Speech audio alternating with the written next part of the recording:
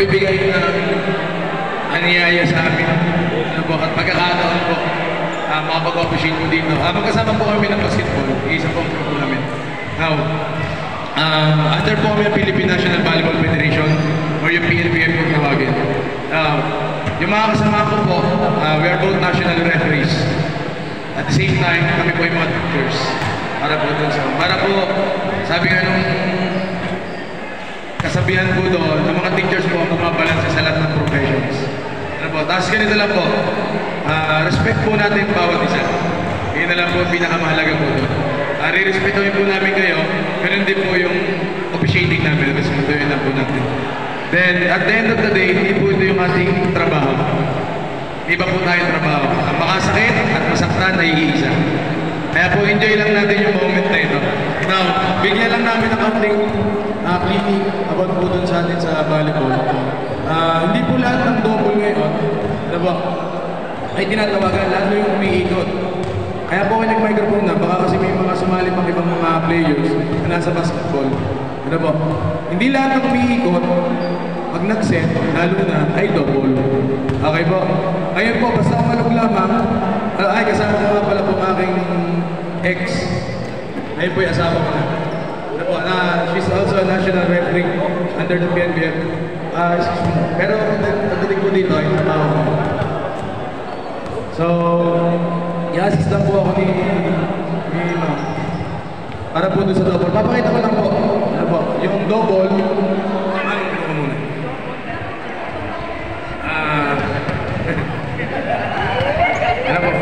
yung double po natin, papakita ko po sa inyo yung regular na double. Yung standard lamang na akala po natin yung double. Pero good. Sir Tokayo. Okay po yan. Okay po. Dati po, ito na yung dating bigot na ganyan, tinatawagan. Ngayon po ay hindi. Kita nyo po, yung speed. If we will talk about double, there's contact. There must be a contact between your right or left or two consecutive contacts in different parts of your body. That's the meaning of double. Not the spin of the ball. Okay ba? Maliwanag? According po sa rules, wala pong spin. Now, in Tagalog, paano lang tayo magkakaroon ng double? Pag umalog. Pag umalog na lang, lalo kong abuse. Alam nyo po, ito yung double na hindi umiikot, pero double. Unlike sa kanina, okay po, two consecutive contact between your right or left or any parts of the body. Okay po, okay po tayo doon. Then, ay wala po yung spin ha. Next, paano po po? Ito po po yung nagkakaroon tayo misinterpretation. Receive, galing po sa palo at galing sa service. Receive, tumama sa kamay, okay po. Galing po sa palo ha. Galing po sa palo, sa receive po, sa heart block po. First ball, madaling sabi. Receive, tumama sa ulo. Ang iba po kasi tinatawagan ng double, ngayon po ay hindi. Good po yun, not unless that there's a two motion or second movement. Paano po yun? Receive, umipo, nanap yung bola, tumama sa ulo, any part of the body, that's the double. Okay po tayo doon. Now, pero pag ganito naman karo, just enjoy nyo lang po, kami ng bahala. Double is our discretion. It's our judgment call, not yours. Okay po? Paliwanag po tayo doon.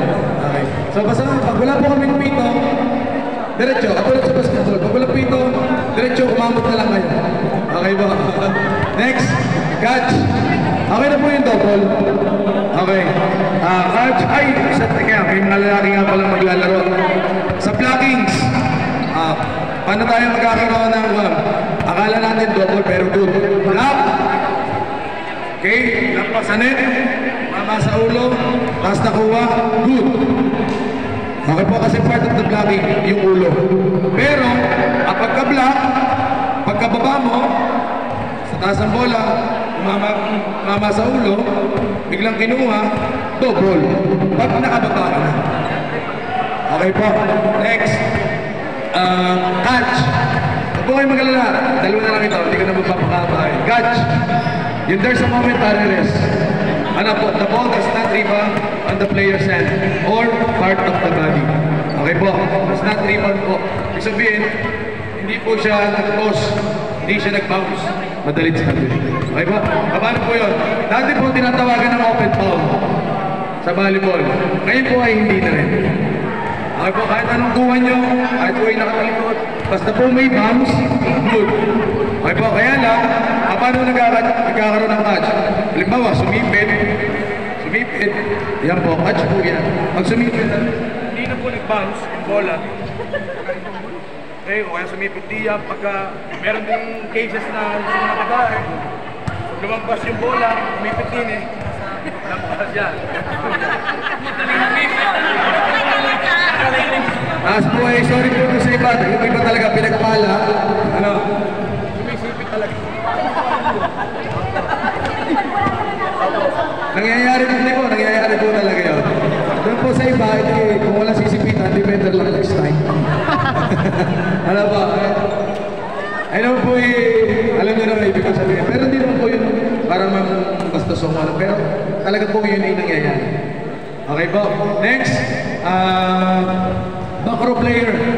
Ano po? Back row player. Last na po tayo. Back row player. Basta po kita nyo po yung white band sa taas. Yung white band po sa taas. Kahit po siya yung back row player, kahit po siya yung tumalon, basta hindi lang pas yung kamay.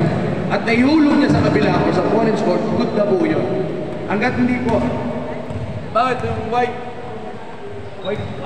band? Pare po. Halimbawa ko yung back row setter o kung ano man, mamalon. Hanggat di ko lampas yung kamay ko sa white band, kahit po kay back row, pwedeng tumalon. Pero pag lampas po yan, at ball process, the ball process, ano po, in the white vertical plane of the net, doon po kami tatawag ng back row, hindi ka lang kami. Okay po, maliwanag po yun. Again po, back row players, pwedeng tumalon, basta wag lang pasang kamay sa white band. Okay po, now, same din sa libero. Kung wala naman tayo libero. Ito pa po talaga Sir William Ball. Parang babae at lalaki ito, ano? Ang unahin po muna natin ay mga babae. Ano po kasi, yung players po ng mga lalaki may maglalaro din ng volleyball. Basketball.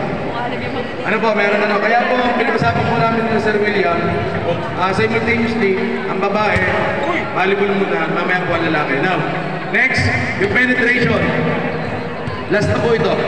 Penetration, basta po, kita nyo po yung center line. Basta lumabas lang yung paalam po tinutukoy. Okay na po yung, po tayo tatawag, ano ba tawag po natin? Crossing o trespassing noon. Ngayon po ay penetration po ang tawag. Football sa challenge ng volleyball. Football. Meron po kasi, marami po kasi football. Meron sa service, meron sa palo, meron din sa center line. Pero po, yung ating pong point of reference dito is penetration. Ano po, ayan. Pero pag yan po yung nakapakot sa linya, nakataas, good po yan. Okay, now, may tanong po sa violations. Wala naman ako. Last, Sabto 8:30. Game format. Para po maliwanag. By color yata o by team. Ano po? Halimbawa, halimbawa lang po, hindi ko kasi alam kung ano po yung format ngayon sa babae. Nandiyan na ba serving lang? Pero ang alam ko po is, halimbawa, red versus yellow. Okay, sunod ay, ano ba? White versus blue.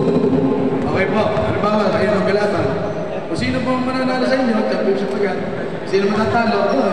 Ano po? Ako. Third agad. Same, ganun din po format. Ganun din sa lalaki. Ngayon, hindi po ito yung regular volleyball. Meron po tayong ground rules. International rules, supersede ground rules. Ano po, we have our own rules or house rules natin. Okay? 15 first set, second set ay 15 lang din. Then yung third set natin or deciding set ay 10. Wala na tayong change sides sa third set kung meron man. Apo, kung magkakaroon tayo ng deciding set. Apo, unang-una naman sabi ko sa inyo, tayo po yung mga gawain din sa ating mga naiwan, sa bahay, mga naiwan. Tama ka po, may mga pamilya din tayo naiwan. Kaya shorten po yung gagawin natin mga game format po natin. Okay po ba yun sa inyo?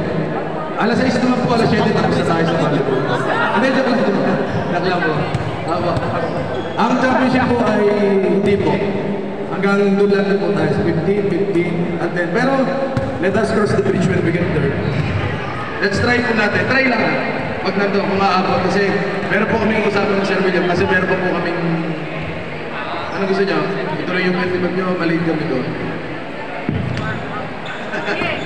Go. Hindi. Gawin po namin ng paraan yung championship man lamang. Pero wala po kami may papangako. Ganito lang po kami sa 15, 15, at 10. Okay po. Rule of succession tayo. Dire-diretso kaya po kumpletuhin nyo na. Mga babae, lalabas na po tayo doon. Okay po. Si Sir William po, para alam niyo na po ba yung sequence? Sir William. May tanong pa po. Ay, hindi po. Babae, lalaki po. Babae muna. Sino po kaya ang unang